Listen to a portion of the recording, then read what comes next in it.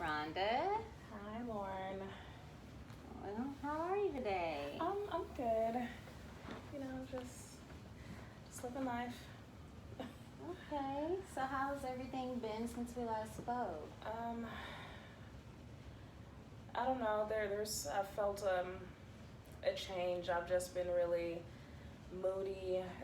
Little things the bill does kind of sets me off now, and we've just been arguing a lot more lately. And I see myself going to a place that I don't really. I don't feel like myself. And what does that place look like for you? Uh, I mean, everyone argues, but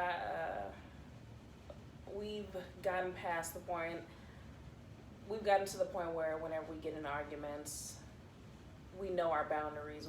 We know where not to go. And lately, I've been going there. I've been throwing those jabs, and I recognize it afterwards. But I keep on doing it. Okay. And where do you think that's coming from?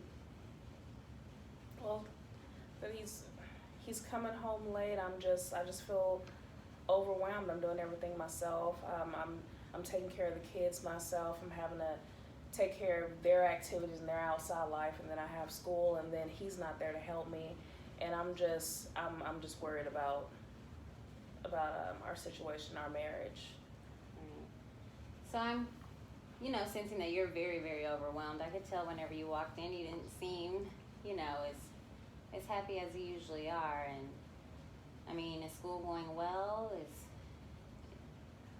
I find myself pulling all-nighters and then going straight from studying to getting ready to cook breakfast and get the kids to school. So I'm making it, but barely. I feel like I'm at my wit's end here.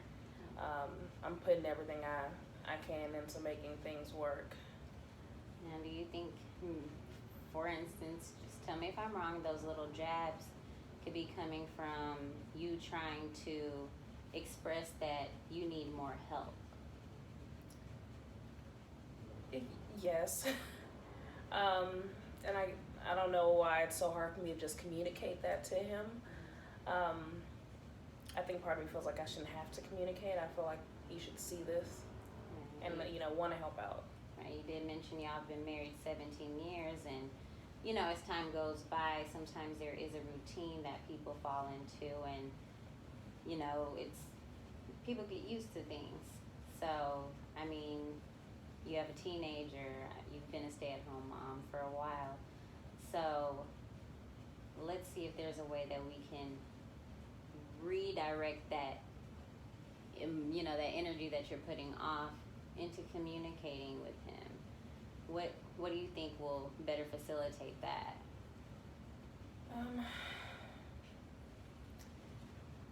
I guess I can start opening just because it's really hard for me to open up. So I guess I can try harder whenever he is home to sit down and to have us alone without the kids around, so I can express those feelings instead of assuming that he knows where I'm coming from. But it's just difficult for me to communicate. Okay. And I encourage you to communicate. I mean, it's the best outlet rather than taking it somewhere that, like you said, that that's not you. And you don't want to be out of character. But once again, you have all of this past history of being the rock. And so you just have to try to direct that in a positive way by communicating it, just little things. And I think you're able to do that. You communicate with me just fine. Yeah, you're right. Hopefully that helps. It's easier communicating with you than with my husband. That's understandable. And that's understandable. But just from our past sessions, what do you think that you've learned, or the insight that you've gotten from being, someone who's ambitious but also overwhelmed? I think I put a lot on myself.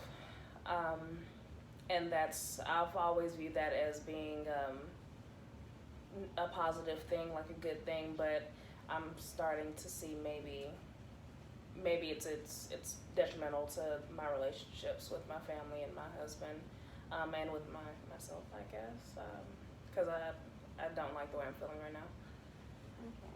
Well, we're gonna keep working towards making Rhonda feel Rhonda happy.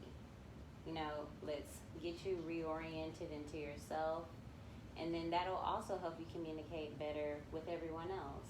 Because if you're bottling all this up, it's bound to explode, and we don't want it to get to that point.